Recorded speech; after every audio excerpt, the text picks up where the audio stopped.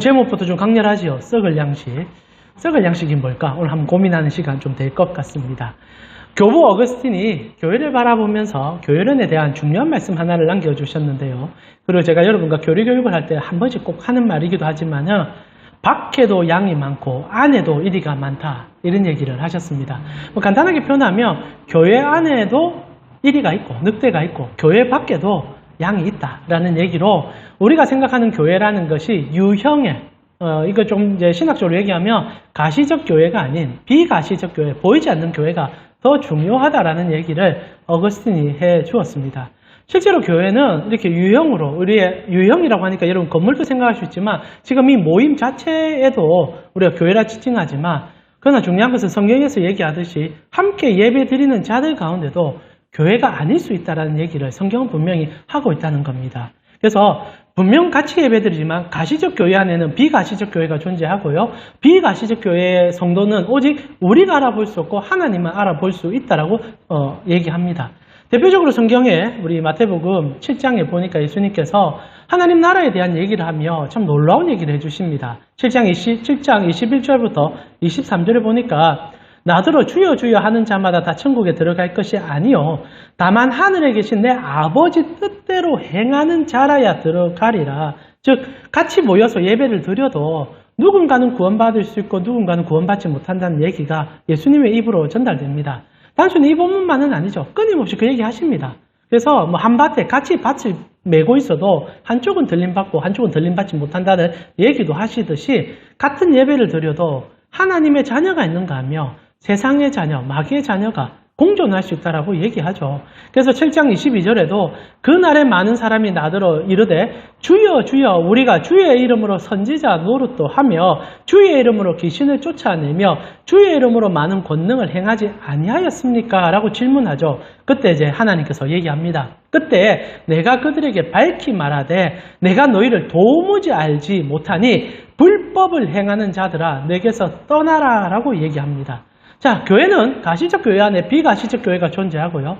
비가시적 교회는 우리는 알 수 없다는 사실과 하나님께서는 그 비가시적 교회를 통하여 일하고 계시다는 매우 중요한 얘기를 하고 있다는 겁니다. 자, 문제는요. 그러면 우리가 함께 지금 예배를 드리고 있고 저는 확신합니다. 여러분 모두가 가시적 교회입니다. 그거는 제가 충분히 검증이 끝났다 생각합니다. 이거는 제가 하나님이라 그런 게 아니라 여러분과 제가 쭉 달려오면서 수없이 말씀과 교육과 그리고 복음에 대한 고백과 은혜를 살펴보면서 저는 확신합니다. 여러분은 분명한 교회이십니다.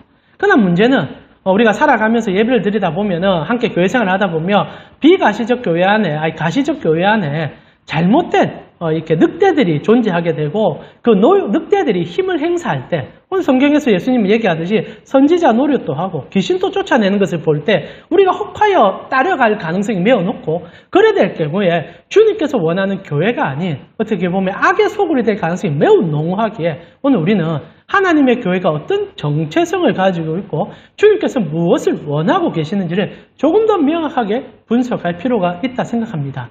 그런 과정 속에 오늘 본문은 그 가치를 끌어내는 본문이라 생각해요. 그래서 오늘 예수님께서 사람들을 만나서 이제 한 몇 주에 걸쳐서 오병이어의 주회에 들어가는 예수님의 얘기 속에 가시적 교회 속에 있는 비가시적 교회가 어떤 가치인지 그리고 나는 참된 성도인지를 점검하며 주께 더 가까이 나아갑시다.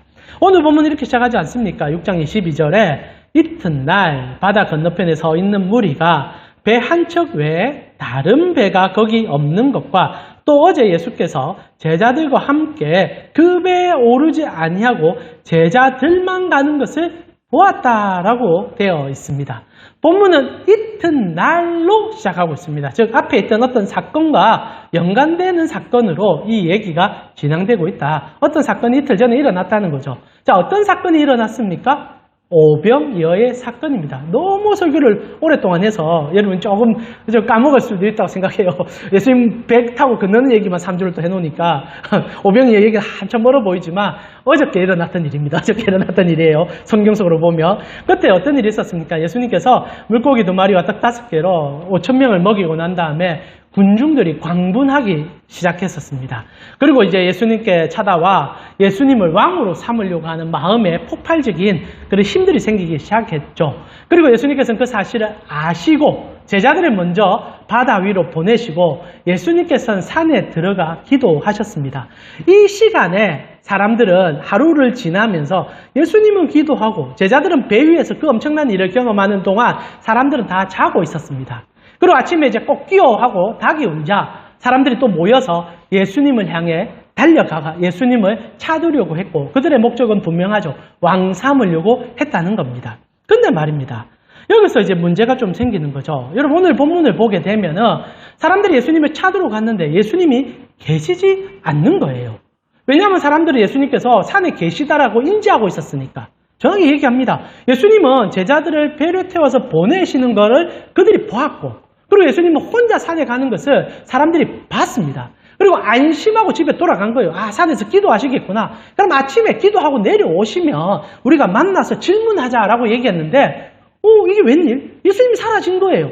당연히 계실 거라고 생각했는데 그리고 배 한쪽도 사라진 게 없어요. 그대로 있는 겁니다. 그러니까 사람들이 깜짝 놀라서 이제 예수님을 찾기 시작했고 예수님은 흔적도 발견할 수 없는 그들의 모습이 오늘 본문의 시작점으로 던져지고 있다는 거죠. 근데 말입니다. 이렇게 사람들이 찾는 이 얘기 속에 요한은 매우 중요한 문구 하나를 우리에게 던져주면서 앞으로 진행되는 모든 얘기는 이 관점 안에서 해석하라라는 얘기를 해주고 있다는 거죠. 그게 무엇이냐? 바다 건너편에 서 있는 물이라는 문구입니다. 오늘 예수님께서 22절에 이튿날 바다 건너편에 서 있는 무리가라는 얘기를 해주고 있다는 거예요. 그냥 단순하게 사람들이 예수님을 찾았다라고 얘기해도 괜찮을 것 같고요. 아니면 뭐 어떤 다른 수식 어구를 써도 되는데 참 독특하게 바다 건너편에 서 있는 무리라는 단어를 던지고 있다는 겁니다. 우리가 너무 잘 알다시피 지금 오병이어부터 시작하여 일어나는 모든 이 사건들은 출애굽기를 모티브로 하고 있습니다. 그래서 예수님께서 떡으로 그들을 먹이시는 만나의 사건을 재현시키고 바다 위를 그르심을 통하여 모세가 출애굽하라는 사건을 보여주심으로 이 사건이 하나님의 언약의 연장선이요 율법의 완성인 것을 가르쳐주고 있다는 거죠. 그런 과정 속에서 요한은 하나의 모티브를 우리에게 강력하게 던져줍니다. 무리가 바다 건너편에 서 있다는 거죠. 자, 여러분, 바다 건너편에 서 있다는 문구가 우리에게 어떤 가치를 전달해 주고 있습니까? 특히 구약을 어느 정도 읽었던 사람들에게 이 가치, 특히 출애굽기의 과정 속에는 이들은 이집트의 군병을 묘사시키는 표현과 거의 흡사합니다. 실제로 예수님께서 제자들을 데리고 건너가셨습니다. 이스라엘 백성이죠. 하나님께서 모세를 통하여 홍해를 가르시고 여호수아와 법궤를 통하여 요단강을 가른 것처럼 그들의 백성들을 주님이 몸소 배 안에 들어가 끌어가셨습니다. 그러나 주님과 함께 하지 않는 자들이 여전히 주님을 찾고 있었고 주님을 바라보고 있는 상황에 대한 묘사, 그러면서 우리에게 던져주는 굵직한 메시지는 이제부터 진행되는 이 무리는 하나님과 함께 출애굽을 하지 못한 자들임을 명시하며 바다 건너편에 서 있는 자들, 여전히 구원받지 못하고 죄와 죽음을 이겨내지 못해 세상 속에 갇혀있는 세상의 가치를 가지고 살아가는 무리가 존재하고 있다는 얘기를 해주고 있다는 거죠. 자, 이렇게 정확하게 이해할 수 있는 것은 그 다음에 나오는 구절의 해석 때문입니다. 23절에 이렇게 예수님께서 바다 건너편에 서 있는 무리라는 문구와 그들이 예수님을 찾고 있는데 요한은 이기에 대해서 그들이 무슨 목적으로 예수님을 찾았는지를 23절에 묘사해주고 있죠. 자, 우리 23절 같이 한번 읽어보겠습니다. 23절입니다. 가로가 되어 있죠. 좀 독특한 문구입니다. 같이 읽겠습니다. 그러나 디베라에서 배들이 주께서 배들이 주께서 축사하신 후에 여럿이 떡 먹던 그곳을 가까이 왔더라. 아마 사람들이 몰려오면서 배를 타고 온 것 같아요. 그리고 다양하게 예수님을 찾는 모습인데 중요한 것은 이 얘기 속에 여럿이 떡 먹는 그곳에 가까이 왔다라는 얘기를 해주고 있다는 거죠. 자, 무리, 이게 요단 건너편에 딱 표현해도 되고 출애굽을 하지 못한 백성이라 해도 되고요. 아직 구원받지 못한 교회 안에 존재하지만, 여기서부터 중요한 얘기입니다. 하나님을 찾는 자들 같이 보이지만 주님의 손을 잡고 건너지 못한 자들이 교회 안에 오는 목적이 무엇인가라고 얘기할 때 그들은 오로지 떡을 먹기 위해 오고 있다는 강렬한 메시지를 주고 있다는 겁니다. 실제로 여러분 이 가로라는 것이 조금 재밌죠. 여러분 왜 가로를 해놨을까요? 이게 왜냐하면은 여러분 여러 번역본에 있기도 하고 없기도 하기 때문입니다. 그러니까 이제 번역본들이 이제 조합을 하면서 그러나 많은 번역본에 들어가 있기 때문에 삽입을 하지만 일부 번역본에 빠져 있으니까 이 가로를 했었거든요. 그러면서 이제 사람들이 이 구절에 대해서 좀 유출을 많이 합니다. 이건 약간 여러분 좀 아시면 좋을 것 같아서 얘기 드립니다. 실제로 이 얘기는 추후에 요한이 아닌 다른 어떤 사본가가 삽입했다라고 생각하는 분들도 있습니다. 왜냐하면 이 요한복음에는 이 주라는 표현을 쓰지 않습니다. 키리오스라는 표현을 거의 쓰지 않아요. 주라는 표현을 쓰지 않는데 근데 여기서만 좀 독특하게 주께서라는 표현이 나온단 말입니다. 그래서 이 표현은 요한이 사용한 표현은 아니다라고 보고 일부 신학자들은 이후에 어떤 그 필사자들이 해석해 주기 위해서 이들의 목적이 무엇인지를 가르쳐 주기 위해서 넣었다라고 얘기하기도 합니다. 그러나 정확히 알 수는 없습니다. 그러나 저의 생각은 요한이 기록했고 좀 강조하기 위해서 가로를 줬지 않는가라고 표현하는데 핵심적인 것은 사본마다 빠졌던 이유가 되지 않는가. 원서에는 가로가 있는 건 아닙니다. 그러나 중요한 것은 목적이 무엇인지를 명확하게 하고 있는 이 성경의 이야기를 보라는 거예요. 요단 건너편에 있는 사람들, 그리스도와 구속을 받지 못한 사람들은 오로지 인생의 목적이 떡밖에 없다라는 그 전제 속에 그들이 교회 속에 들어와 어떤 자태를 보이기 시작하는지에 대한 이야기를 오늘 본문이 전제하고 이야기를 하고 있다는 겁니다. 자, 그러면서 이야기는 이제 떡을 찾아온 사람들의 문제점이 드러나는 거예요. 이들은요, 그 누구보다 열심히 주님을 찾는다는 게 문제입니다. 자, 24절을 보면요. 한번 좀 충격적인 이야기가 이제 진행되기 시작합니다. 24절 우리 다시 한번 같이 읽어볼까요? 같이 읽겠습니다.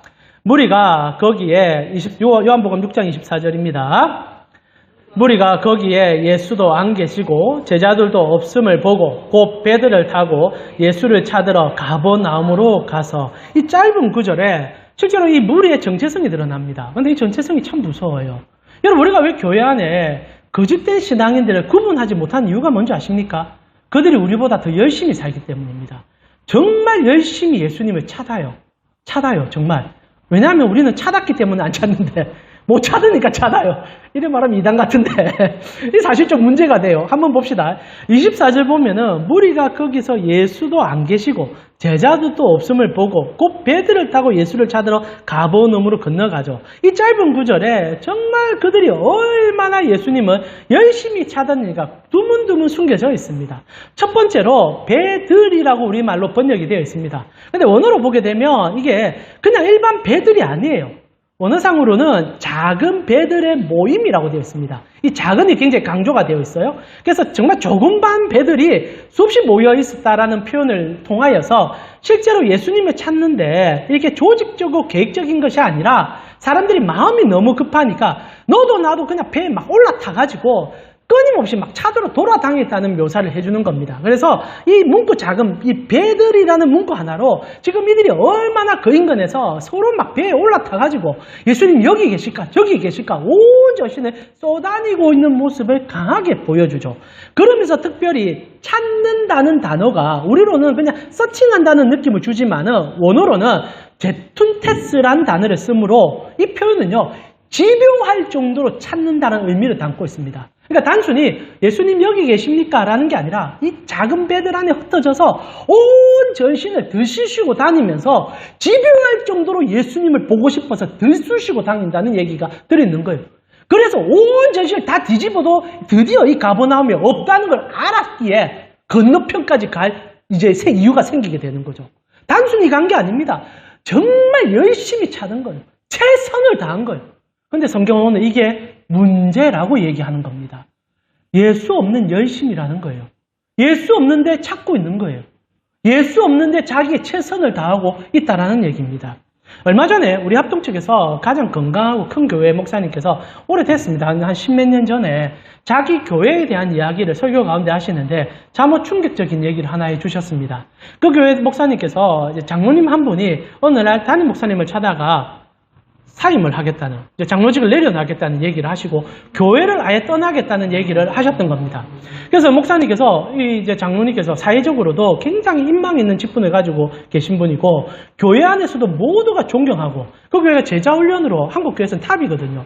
훈련 받아서 모든 것을 검증을 끝냈다고 생각했던 장로이기에 목사님이 너무 충격이 돼서 왜 교회를 떠나냐라고 질문하게 되었습니다. 그리고 장로님께서 굉장히 솔직한 분이더라고요. 정확히 얘기합니다. 나 예수 안 믿습니다. 너무너무 충격이 됐던 거예요. 교회 생활을 수십 년 하는 과정 속에 소그룹을 운영했고 제자훈련을 받으셨고 그리고 직분자로 장로까지 되었는데 한 번도 예수를 믿은 적이 없다는 얘기를 솔직하게 하신 겁니다. 그래서 목사님이 너무 놀라서 그럼 이때까지 했던 그 모든 행위들과 고백들은 다 뭐냐? 당신이 장로가 되기 전에 시험도 쳤고 우리 가정 속에서는 훈련을 통하여 인정을 다 받았는데 이거 다 뭐냐? 내가 거짓말했다. 실제로 처음에 아내 따라서 교회에 왔는데 교회 와서 생활하는데 교회 생활이 재밌더라. 사람들과 관계도 괜찮았고 서로 모임을 갖는 것도 나쁘지 않았다. 그러다 보니까 교회에서 요구하는 게 뭔 줄 알았고 거기에 맞춰서 얘기하다 보니까 세월이 흘러서 어느 날 내가 장로가 되어 있더라. 그러나 목사님, 내가 정확히 얘기해 드릴게. 나는 예수가 안 믿어진다. 나 예수 못 믿겠다. 그리고 교회를 떠나는 장로님을 보면서 목사님이 너무너무 충격이 되었다는 얘기를 해 주셨습니다. 사랑하는 우리 가운식구 여러분, 실제로 교회 안에 물론 그 장로님은 제가 볼 때 굉장히 건강하신 분이에요. 그냥 인간적으로, 신앙이 아니라.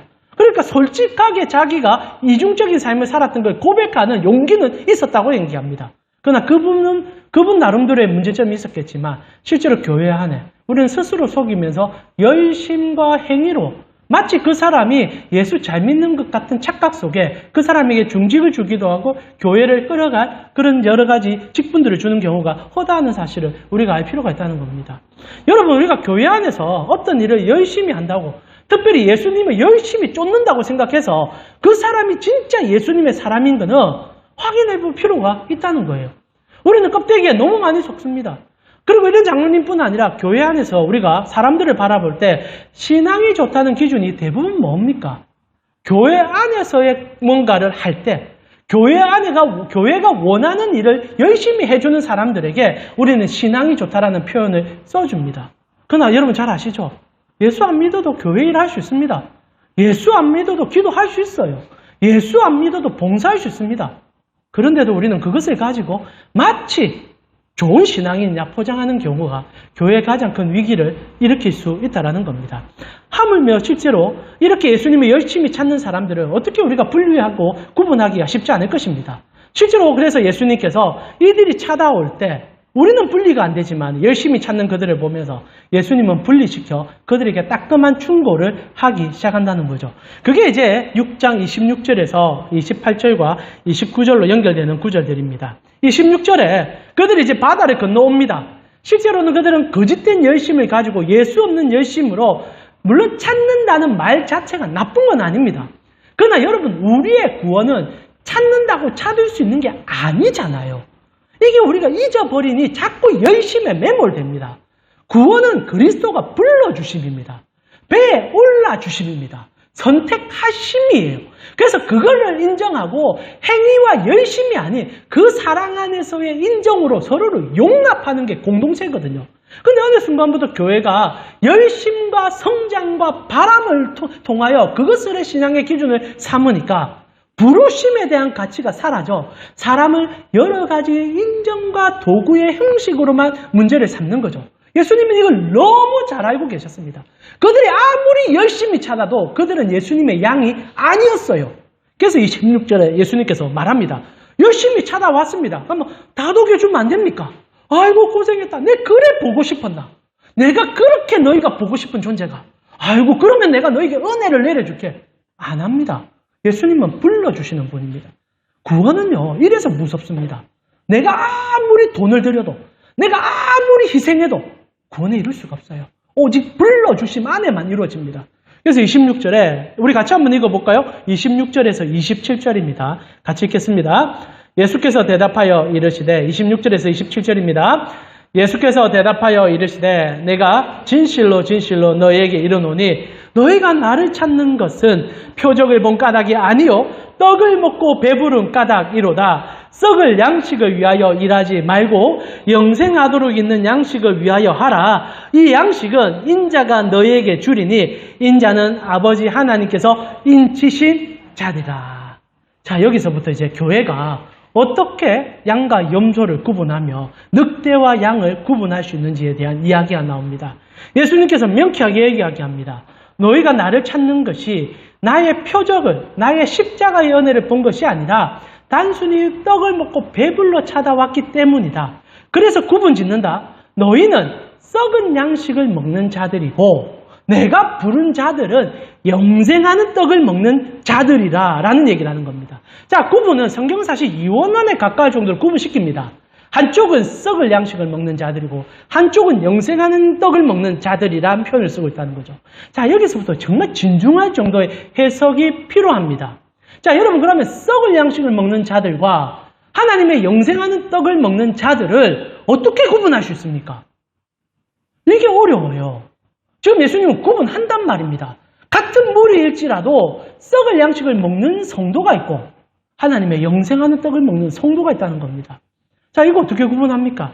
자, 여기서 우리는 큰 실수들을 참 많이 했었습니다. 왜냐하면 먼저 나오는 전제가 떡을 먹고 배부른 까닭이라는 얘기를 전제로 삼고 있기 때문입니다. 자, 예수님께서 오병이어를 베풀면서 떡을 주었어요. 그래서 떡을 먹여주었습니다. 그리고 일부가 그 떡을 먹고 배가 부르니까 예수님을 찾아와 예수님 우리의 왕이 되어 주십시오 라고 얘기하는 겁니다.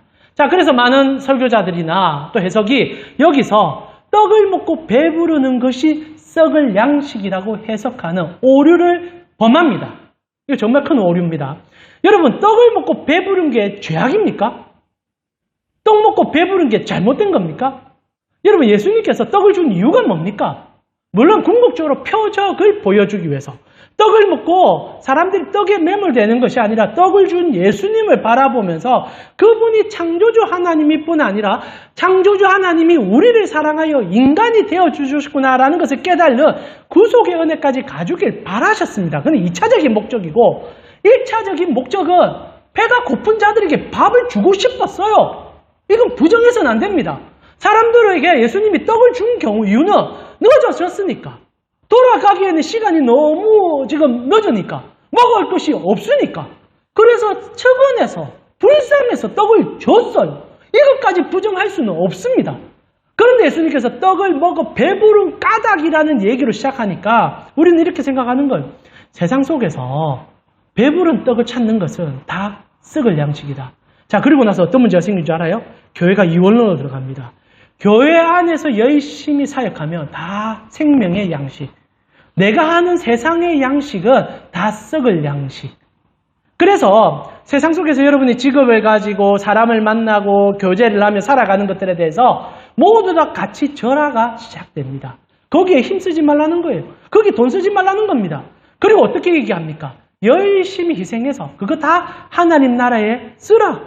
근데 여기서 하나님 나라는 가시적 교회를 얘기합니다. 비가시적 교회가 아닌 가시적 교회. 우리 교회에 헌금하고 우리 교회에 희생하고 우리 교회를 성장시키자. 그러면서 그게 하나님 나라를 위한 영생의 떡을 먹은 자들의 모임이다. 이것은 예수님께서 처음부터 거절하고 있는 얘기를 교회가 잘못된 방식으로 흡득하여 교회를 오히려 사탄의 소굴로 만드는 방향에 정점을 찍고 있는 얘기가 아닌가 질문하고 싶어요. 여러분, 교회는 그런 식으로 썩을 양식과 썩지 않을 양식을 구분하지 않습니다. 다시 한번 말씀드리지만 하나님께서 배 부르는 것을 썩을 양식과 매칭시키기가 아닙니다. 배 부르고 주님 찾는 건 나쁜 거 아니에요. 여러분, 우리가 그렇게 지질하게 가난하게 살면서 주님 찾을 이유 없습니다. 물론 가난한 것이야 어쩔 수 없는 거지만 할 수만 있다면 여러분의 재정이나 여러분의 환경이 넉넉해졌으면 좋겠어요. 주님도 그렇게 우리를 부르지는 않으십니다. 물론 그러나 우리의 인생의 목적이 돈이 되었을 때 하나님께서 연단과 여러분 시험을 위하여 때로는 그것을 걷어가실 수는 있다 생각합니다. 그러나 그런 차원이 아닌 단순히 우리가 일하고 벌고 생활하는 모든 가치가 썩을 양식이라고 얘기하기 시작하는 순간 우리는 그곳에서 하나님을 발견할 수 없게 될 것입니다. 실제로 제가 이렇게 성경 공부하는 소그룹이 몇 군데가 있는데요. 화요일날 저녁에 성경 공부하는 그룹에서 이번 주에 이런 질문을 하더라고요. 청년들이 모여있는 그룹인데 3명과 함께 공부하는데 이런 얘기를 해요. 부자는 나쁜 겁니까? 이게 공부하는 내용 중에 좀 연관이 있어서 질문한 거예요. 그래서 왜냐하면 성경에서 부자에 대해서 너무 안 좋게 얘기하는 경우들이 참 많거든요. 그러면서 자연스럽게 돈은 뭡니까? 돈에 대해서 하나님께서 좀 마음을 이렇게 일만하게 뿌리라 하는데 어떻게 생각해야 됩니까? 그냥 원초적인 질문을 하는 겁니다. 그러나 여러분과 제가 이제 그 설교로 교제하면서 여기에 대한 얘기 참 많이 했지 않습니까? 여러분 부자가 나쁜 겁니까? 돈이 나쁜 겁니까? 아니잖아요. 돈과 부자는 중립적 가치입니다.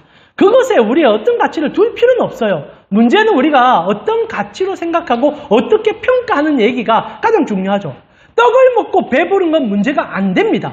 근데 배 부르고 난 다음에 어떤 가치 때문에 배가 부르냐를 묻게 되었을 때 한 가치는 썩은 가치로 배를 채우는 게 되고 어떤 가치는 영생하는 양식으로 배를 채울 수 있게 된다는 얘기를 하고 싶은 겁니다. 그런 과정 속에 배 건너편에서 바다 건너편에서 예수를 열심히 찾았던 무리들은 예수를 찾는 목적이 썩는 양식이었고 바다를 건너와 주님과 함께하는 자들은 같은 가치의 떡을 먹어도 배 부를 떡을 먹는 자들이 되고 있다는 거죠. 제가 이 얘기를 할 때 여러분에게 자주 들어드리는 예수님의 얘기가 있었지 않습니까? 그 삭개오 이야기와 부자 청년의 이야기. 이제 너무 많이 해서 하고 싶은 생각도 잘 안 듭니다. 그러나 여러분 너무 잘 알잖아요. 예수님께서 누가복음에 부자 청년이 찾아왔을 때 예수님께서 도발적으로 얘기합니다. 너 재산 다 팔아서 가난한 사람 도와줘. 하나님의 영생하는 떡에 대한 얘기가 전달됩니다. 여기서 여러분 우리는 자꾸 떡에만 관심을 두니까 그럼 내 재산 다 팔아야 됩니까? 라고 질문하는데 이 질문이 이번 주 청년들의 질문이었거든요. 주님 떡을 다 팔아야 됩니까? 떡을 어떻게 해야 됩니까? 주님은 그런 식으로 얘기하지 않는다는 거죠.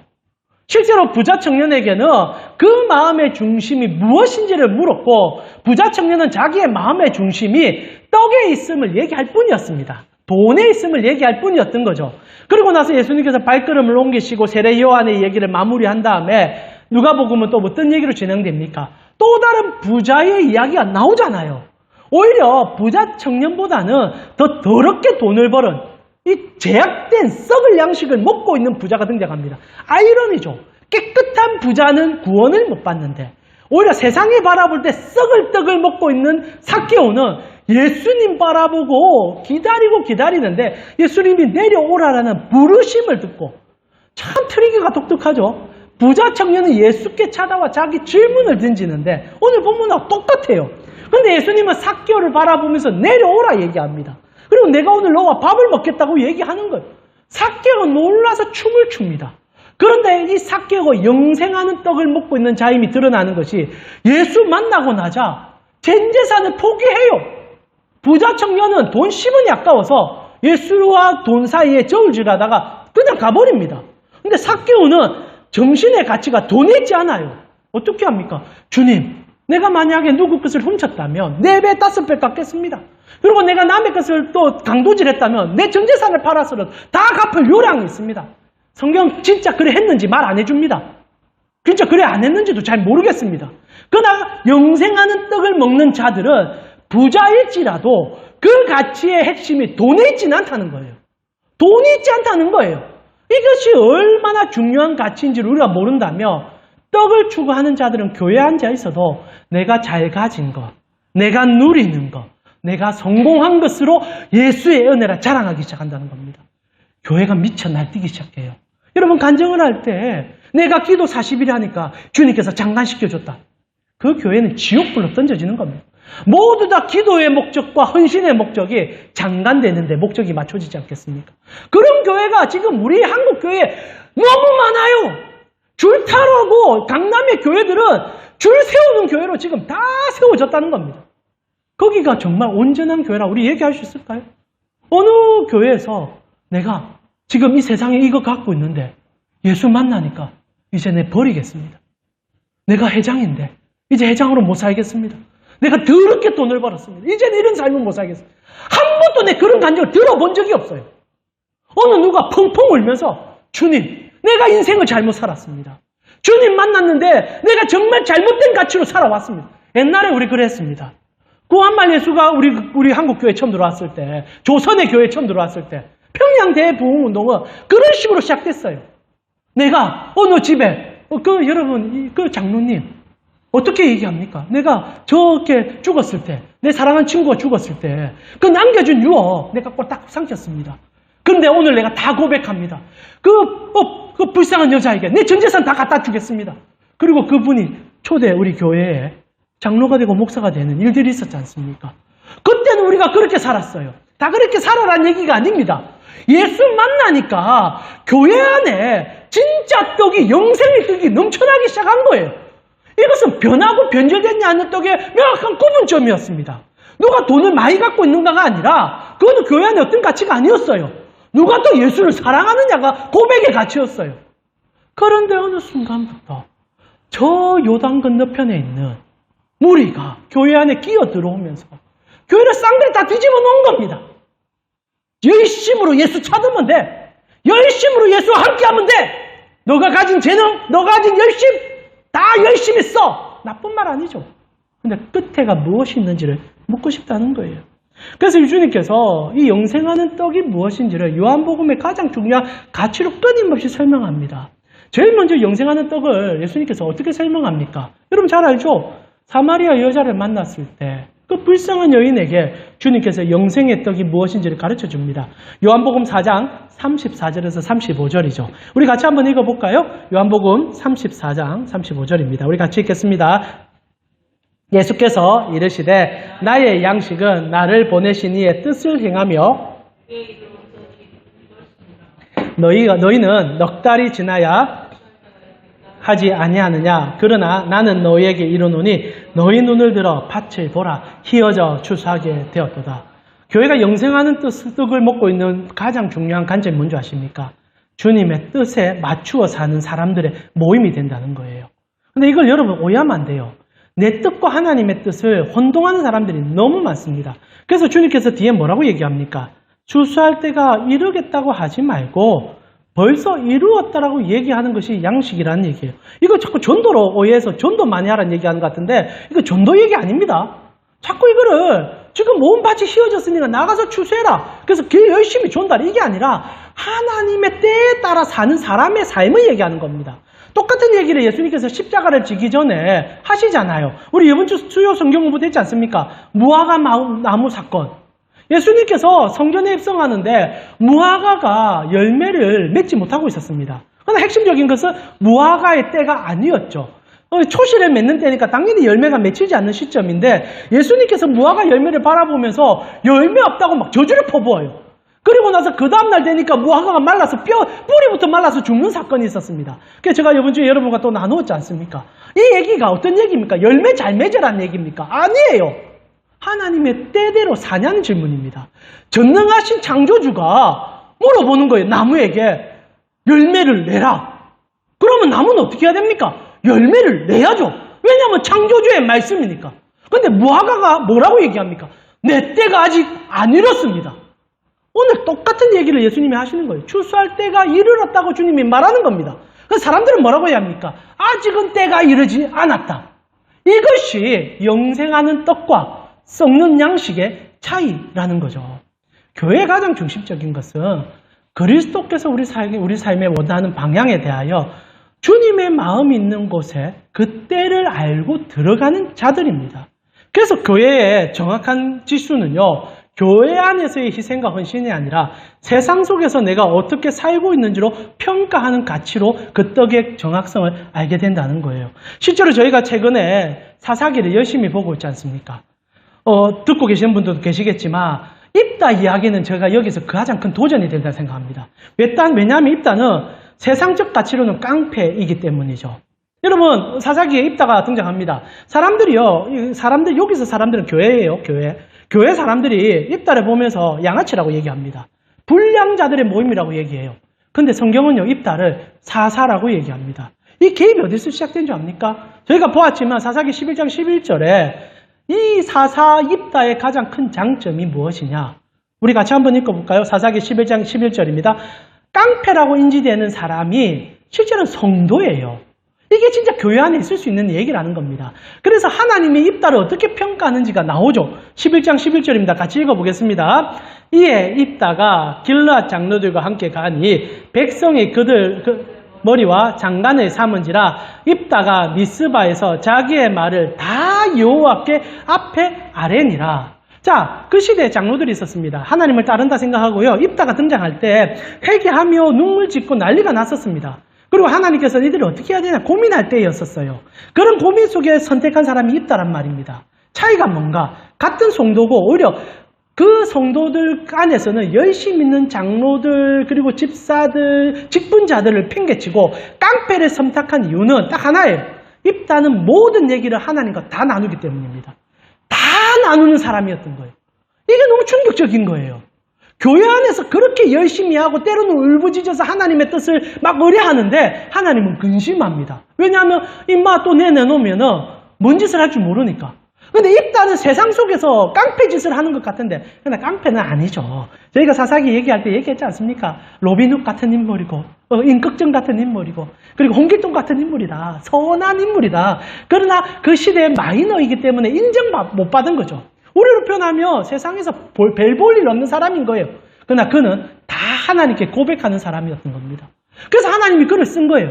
그러자 입다가 얼마나 놀라운 일들을 많이 행합니까? 제가 입다를 이번에 묵상하면서 이전에 못 본 게 너무 많이 보여서 충격을 많이 받습니다. 저는 입다를 솔직히 좋게 안 봤거든요. 왜냐하면 나중에 딸 가지고 딜을 하지 않습니까? 그게 좀 문제가 돼요. 그건 진짜 잘못된 신앙인입니다.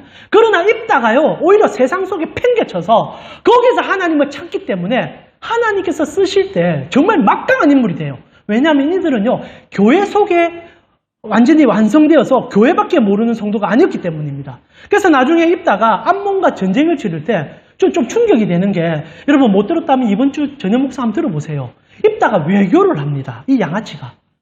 이 암몬 사람에게 서신을 보내가지고 사자를 보내서 딜이 시작되는데 깜짝 놀래요. 성경을 얼마나 잘 알고 있는지. 3000년의 성경 역사를 꿰뚫고 있으면서 성경 속에 일어난 사건 가지고 암몬 왕을 빼도 박도 못하게 증거를 내시합니다. 마치 오늘날 우리가 독도 가지고 싸우고 있잖아요. 근데 우리가 독도에 우리가 정말 무지한데 오히려 지금 일본인 그 교수님 계시지 않습니까? 뭐 요시당 하여튼 교수님 얼마나 우리보다 더 잘합니까? 그래서 얼마나 얘기 잘합니까? 이따가요, 이 장로들, 성경학자들, 그리고 제사장들 다 제껴놓고 성경을 가지고 암몬을 압박합니다. 이렇게 역사의 기록이 남아있지 않느냐. 이렇게 얘기했지 않느냐. 그 당시에 그 땅은 하나님께서 우리에게 줬고 그는 합의가 된 상황 아니냐. 깜짝 놀랍니다. 그리고 나서 입다가 두 번째 어떤 얘기합니까? 제가 이 말이 너무너무 좋고, 이 말이요, 오늘 하나님께서 영생하는 떡을 먹고 사는 사람들이 나타날 수 있는 삶의 열매라고 얘기하는 것 같아요. 사사기 11장 24절에 이런 얘기합니다. 제가 이걸 어제 저녁에 나눈 본문이거든요. 못 들어보셨다면 오늘 꼭 한번 들어보세요. 11장 24절에 이 입다가 이런 얘기합니다. 같이 한번 읽어볼까요? 입다 이야기입니다. 내 신 그모스가, 사사기 11장 24절입니다. 준비가 안 돼 있으면 제가 읽어드릴게요. 사사기 11장 24절. 내 신 그모스가 내게 주어 차지하게 한 것을 내가 차지하지 아니하였느냐. 우리 하나님 여호와께서 우리 앞에 어떤 사람이든지 쫓아내시며 그것을 우리가 차지하리라. 지금 입다가요, 내 신 그모스가 너희들에게 준 땅을 너희가 차지한 것이 아니냐라고 얘기해요. 이게 정말 왜 충격적이냐. 구약시대에 그모스라는 신을 인정하는 사사가 등장했기 때문입니다. 사사가 지금 그모스를 인정하고 있어요. 근데 여러분, 사사가 그모스를 진짜 인정하겠습니까? 인정 안 해요. 유일 신은 하나님밖에 없는 걸 압니다. 성경을 꿰뚫고 있고 모든 것을 하나님과 교제하는 이 입다가 그모스가 존재하지 않는 신이라는 것을 모를 리가 없습니다. 그런데 지금 이 암몬 족속과 대화를 나눌 때 너희 신이 너희에게 주는 땅을 너희가 차지하지 않느냐. 매우 존중하면서 높여주는 얘기를 시작하는 거죠. 이게 굉장히 왜 충격적이냐. 지금 입다는요, 신사적으로 그들에게 접근하는 겁니다. 이성적으로 대화를 시작하는 거예요. 신앙의 열정을 빙자하여 폭력을 행하는 게 아닙니다. 실제로 이 앞에 어떤 일이 있었습니까? 기도온이 우상의 머리를 자릅니다. 이건 해야 돼요. 우리 안에 들어온 우상들은 다 잘라내야 됩니다. 근데 저기 있는 우상은 자르지 않는 거예요, 아직은. 왜냐하면 대화를 해야 되니까. 없는 신 가지고 싸울 문제가 아니라 변화될 그들과의 대화가 시작돼야 되죠. 그래서 지금 암몬 사람들과 대화를 하기 위해서 그들이 가진 것에 대한 존중을 보여주는 겁니다. 우리가 표현하면 당군 신상을 얘기하는 거예요. 너희가 단군 신상을 섬기는데 이런 역사적 과정에서 너희가 섬겨오지 않느냐. 매우 지식적인 지혜를 가지고 굉장히 신사적으로 접근하여 그들을 높여줍니다. 그러면서 할 얘기들 다 하는 거예요. 그리고 나서 차지할 것을 정확하게 차지하는 인물입니다. 얼마나 지혜롭습니까? 오늘 한국교회가 다 잊어버린 영생하는 떡이에요. 오늘 한국교회가 썩을 떡에 너무 몰입합니다. 우리 안에 아성을 짓고 교회를 세우려고 하다 보니까 세상이 주장하는 것을 목을 다 잘라버립니다. 우리만 옳다라고 주장하는 거예요. 맞습니다. 우리만 옳아요. 우리만 옳아요. 그래 말해도 가언은 아니지만 왜 그렇게 어리석게 그 일을 행합니까? 왜 그리 어리석게 그렇게 표현을 합니까? 그래서 사도행전에 보면은 이 입다 같은 인물이 또 등장해요. 그들이 누굽니까? 베레아 사람들 아닙니까? 사도행전 17장 11절에 보니까 사도 바울이 너무너무 칭찬하는 교회가 등장합니다. 사도행전 17장 11절 우리 같이 한번 읽어볼까요? 같이 읽겠습니다. 베레아에 있는 사람들은 데살로니가에 있는 사람보다 더 너그러워서 그리한가 하여 날마다 성경을 상고한다. 성경을 열심히 읽으니까 진짜 성도가 되어지니까 그들이 어떻게 변하는가? 간절한 마음으로 너그러워짐이 생기더라. 옛날에 개역 한글 성경은 이 너그러움을 신사적이다라고 해석했었죠. 그래서 실제로 이 단어가 뭐냐면 유게네스란 단어고요. 의미를 찾아보면 고귀한 혈통, 마음이 고상한 이런 뜻이 됩니다. 그러니까 성경을 열심히 보고 하나님의 사람들이 되니까 고귀해졌다는 거예요. 그리고 마음이 고상해졌다는 겁니다. 그리고 너그러움이 생겼다는 거예요. 이게 참 중요한 가치입니다. 지금 요단강 건너편에 있는 사람들이 열심으로 예수를 찾습니다. 열심히 신앙이 아니라는 거예요. 신앙은요, 고귀함과 너그러움이라는 거예요. 우리가 열심히 자꾸 신앙으로 오해해요. 그래서 불러 주여 주시면서 아니에요. 진짜 신앙은요, 너그러워져요. 기도할 때요, 더 너그러워져요. 용서하기 시작하고 사랑하기 시작하고 품기 시작한다는 겁니다.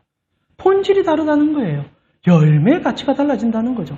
그래서 베레아 사람들은요, 노블리스한 사람이라 성경이 말하는 귀족이 되어버립니다. 얼마나 멋집니까?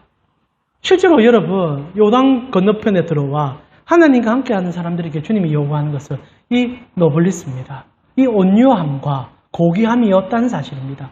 성령이 주는 열매는요, 이 고귀함의 인품이 나타나게 되어 있는 것을 여러분이 잊으셔서는 안 된다는 사실이죠. 사랑하는 우리 가온교회 성도님, 말씀을 좀 마무리하면서요, 여러분, 주님을 주는 떡은 뭔가 신비로운 떡이 아니에요. 그 떡을 잘 먹으면요, 사람이 매우 상식적으로 변합니다. 그리고 이 떡을 정말 즐겨 먹기 시작하면요, 사람이 갈수록 고귀해져 갑니다. 예수의 향기가 나타나기 시작한다는 거예요. 그런데 우리는 자꾸 열심과 뛰어남과 탁월함만 추구하니까 하나님 나라의 가치가 이리들의 밥이 되어 교회가 건강함을 잃어버리지 않는가 생각하게 됩니다. 그래서 오늘 주님께서 두 가지로 나누어 주셨지 않습니까? 너희가 떡을 먹고 배부를 수 있다. 그러나 썩는 것으로 배부르지 말고 영생하는 것으로 배불 먹어라. 그러면서 주님께서 마태복음 10장 42절에 너희가 영생하는 떡을 먹고 나면 삶의 영양이 이래 될 거야 라며 주님께서 우리에게 던져줍니다. 마지막으로 이 구절 읽으면서 이번 한 주 영생하는 떡을 먹고 그 떡을 먹어서 삶의 에너지를 어떻게 써야 될지를 고백하며 마무리했으면 좋겠네요. 10장 42절입니다. 우리 같이 읽겠습니다. 누구든지 제자의 이름으로 이 작은 자 중에 하나에게 냉수 한 그릇이라도 주는 자는 내가 진실로 너희에게 이르노니 그 사람이 결단코 상을 잃지 아니하니라. 여러분, 그 사람을 섬겨서 상 받는 게 아니라 이게 기복입니다. 상을 받으려고 일을 하는 게 아니라 예수의 떡을 먹으면요, 사람이 너그러워져서 은혜가 충만해져서 도와주고 싶은 마음이 생겨요. 소자를 섬기고 싶은 마음이 꿈틀꿈틀 나타난다는 겁니다. 그리고 이런 자들에게는 상을 결단코 잃지 않는 것은 합당한 뜻이겠지요. 사랑하는 우리 가운식구 여러분, 이번 한 주 주님의 주는 떡을 먹고 세상 속에서 소금과 빛으로 살아내셨으면 좋겠습니다. 부름은 우리가 어떻게 할 수는 없습니다. 그러나 감사하게도 오늘 모든 자들은 부름을 받으셨지 않습니까? 그러나 속지 말아주시길 바라는 마음에 이 설교를 줬습니다. 제가 느끼기에 우리의 신앙이 너무 많이 속고 있습니다.